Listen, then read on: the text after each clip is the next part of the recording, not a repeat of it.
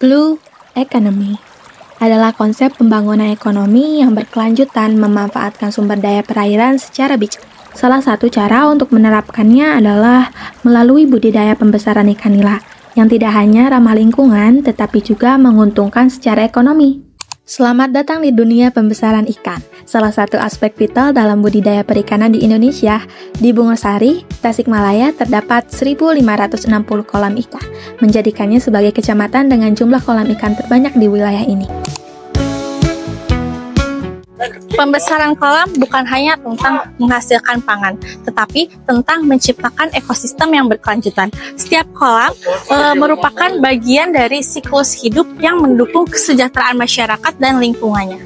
Pembudidaya seperti Pak Dede sangat memperhatikan perkembangan ikan nila, dari mulai pakan dan juga kualitas airnya, lingkungannya. Jadi dapat menghasilkan ikan nila yang sehat dan juga berkualitas. Mari kita ikuti perjalanan Pak Dede dalam dunia pembesaran ikan dan lihat bagaimana usaha ini berjalan. Pak Dede mengelola 5 kolam pembesaran ikan nila nirwana dengan modal mandiri, membuktikan bahwa usaha ini bisa berkembang secara berkelanjutan. Proses budidaya yang dilakukan Pak Dede mencakup langkah-langkah berikut. Yang pertama, persiapan kolam.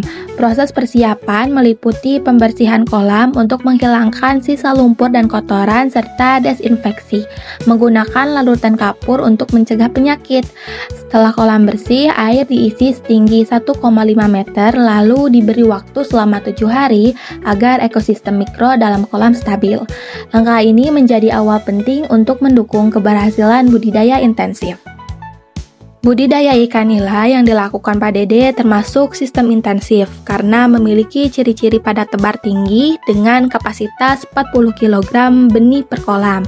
Kepadatan ini memungkinkan pemanfaatan optimal lahan dengan tetap menjaga kualitas hidup ikan.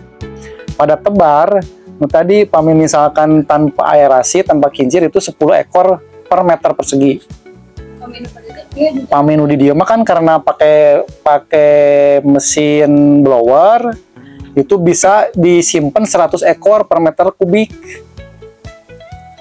Nah, ya kan ukuran kolamnya 5x10 berarti 50 kubik. Tapi kan kalau misalkan ketinggian 80 anggap 4.000 kubik, ya bisa disimpan 4.000 ekor. Namun nyimpen 100 berarti 40 kilo. Kalau misalkan kan rata-rata 2 jadi teh 100 sampai 80 ekor. Nah, berarti bisa disimpan 40 kilo. Setelah 3 bulan, aina misalkan 40 kilo, berarti kan 4.000. Kalau misalkan kita panen bagi 4 berapa? Bisa 4 kintal panen. Dengan ukuran 5x10. Itu kelebihan pakai teknologi gitu. Teknologi yang digunakan kan kita pakai aerasi, jadi bisa padat tebar. Itu maksimal. Tapi bisa 50 ekor, bisa sampai 100. Jadi range-nya bisa dari 50 sampai 100 ekor per kubik. Itu kelebihan pakai mesin blower. Proses selanjutnya yaitu pemilihan benih berkualitas tinggi. Benih-benih ini terlebih dahulu dikarantina untuk memastikan kesehatannya sebelum ditebar ke kolam. Karantina mah paling kita siapkan kolam kecil ya, misalkan taruh 10 kilo masuk, tetap diaerasi. Nah, ada obat gitunya, jadi kita punya obat luka. Nah, iya obat. Nah, paling kita pakai ini bumisid.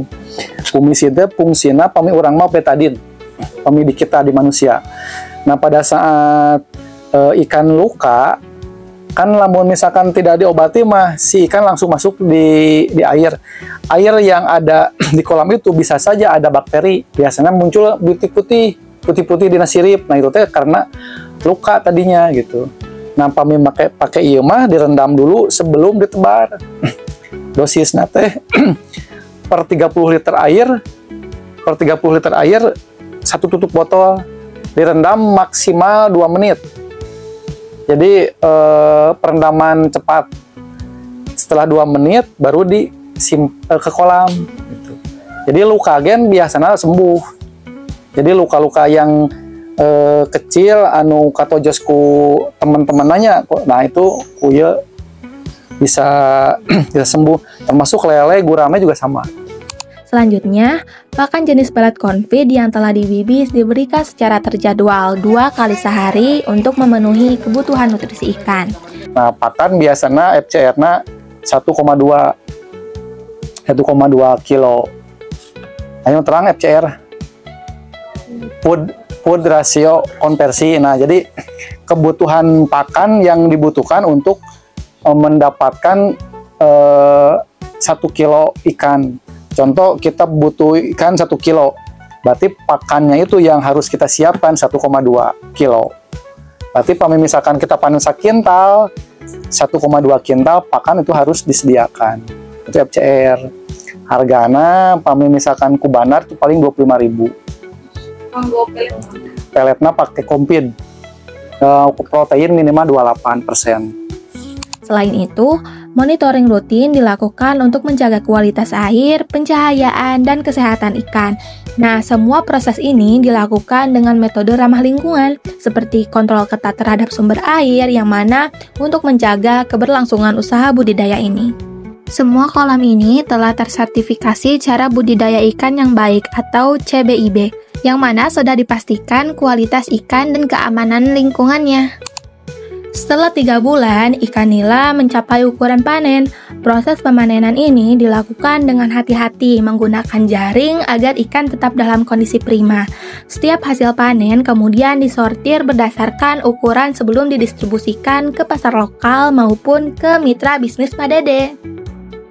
Dalam siklus selama 3 bulan, setiap kolam dengan kapasitas tebar benih 30 kg dapat menghasilkan panen hingga 115 kg.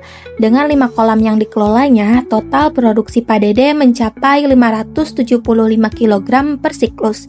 Kalau kita pembenihan, itu bisa menghasilkan uang. Satu larva itu harganya Rp15. Satu induk betina itu bisa menghasilkan anak 2.000 ekor. Berarti kali 300 ekornya, jumlah betina kan 300 ekor. Satu ekornya bisa menghasilkan anak 2.000 anak. Nah, anggaplah yang 2.000 itu mati setengah.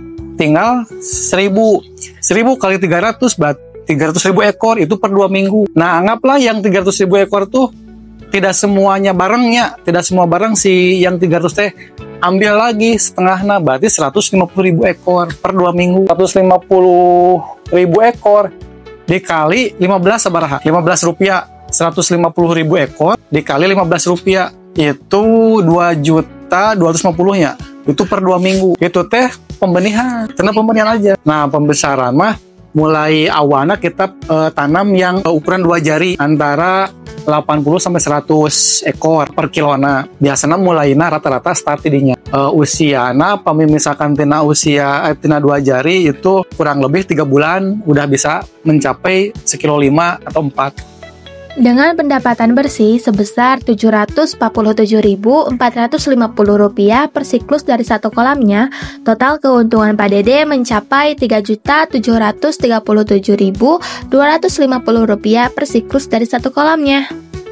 Hasil panen ini tidak hanya dipasarkan di Tasikmalaya, tetapi juga dikirim ke berbagai kota, termasuk ke wilayah Jawa Tengah yang mana menunjukkan potensi usaha yang luas. Meskipun demikian, Pak Dede menghadapi tantangan seperti proses grading yang kadang tidak optimal, yang mana menyebabkan variasi ukuran ikan dalam satu kolam.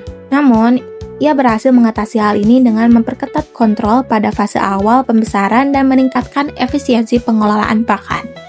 Setiap kolam ikan adalah cerminan perjuangan, impian, dan harapan. Dengan 5 kolam yang dikelolanya, Pak Dede telah membuktikan bahwa budidaya ikan nila tidak hanya menghasilkan pangan berkualitas, tetapi juga mendukung blue economy hingga keluar daerah. Jadi, apakah kalian siap untuk memulai perjalanan budidaya ikan? Bersama-sama, mari kita kembangkan blue economy untuk keberlanjutan dan kesejahteraan bersama.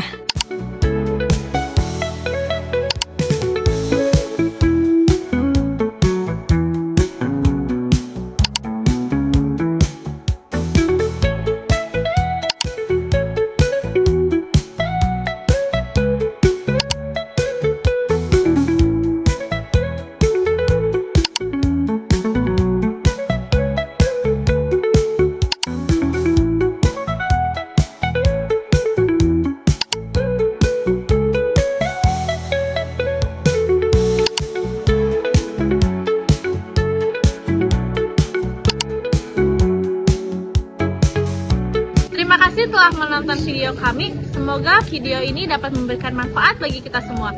Kami dari kelompok 3 pamit undur diri. Dadah!